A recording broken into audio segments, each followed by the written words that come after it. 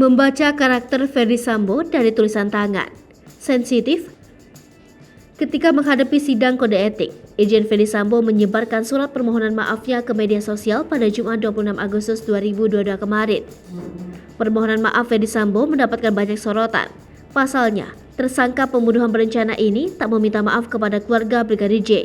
Ia hanya meminta maaf kepada Kapolri, senior di polisi, dan institusi Polri.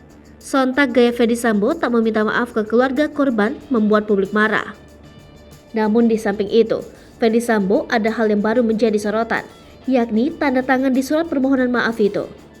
Tanda tangan ex-Kadif Propam Polri, Irjen Ferdy Sambo yang disertai materai menjadi sorotan. Seorang grafolog atau ahli membaca tulisan tangan, Tessa Sugito menilai tentang tanda tangan Ferdy Sambo. Tessa mengatakan, suami dari Putri Chandrawati itu adalah orang yang berpikir komprehensif dan cerdas, serta juga memiliki fantasi seksual di luar normal umum yang ada atau konvensional. Hal itu berdasar analisanya dari tulisan tangan di surat Ferdy Sambo berikut tanda tangan Sambo. Analisa Tessa diungkapkannya di Kompas TV Minggu 28 Agustus 2022 malam. Kata dia, berdasar data empiris menandakan Ferdy Sambo seorang komprehensif thinker atau berarti orang yang dapat melihat secara general. Karena kata Tessa, sebelum tersandung kasus, bisa dipahami jika Sambo adalah polisi yang memiliki prestasi yang baik. Selain itu, menurut Tessa, dalam tulisan tangan Ferdy Sambo terlihat jelas huruf E-nya akan cenderung sempit.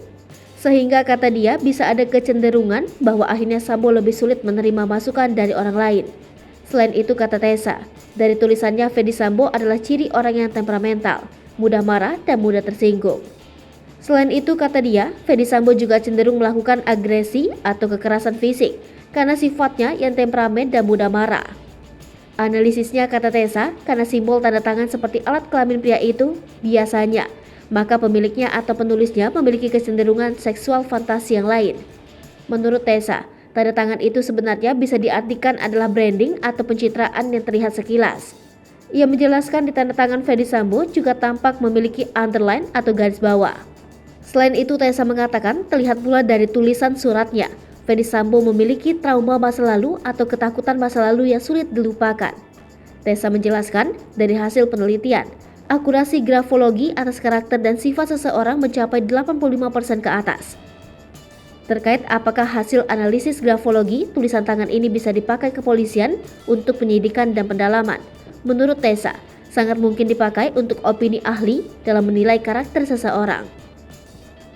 Terkait isi tulisan surat kata Tessa, sebenarnya seorang grafolog biasanya menghindari isi atau cerita di dalam surat agar tidak bias dalam penilaian.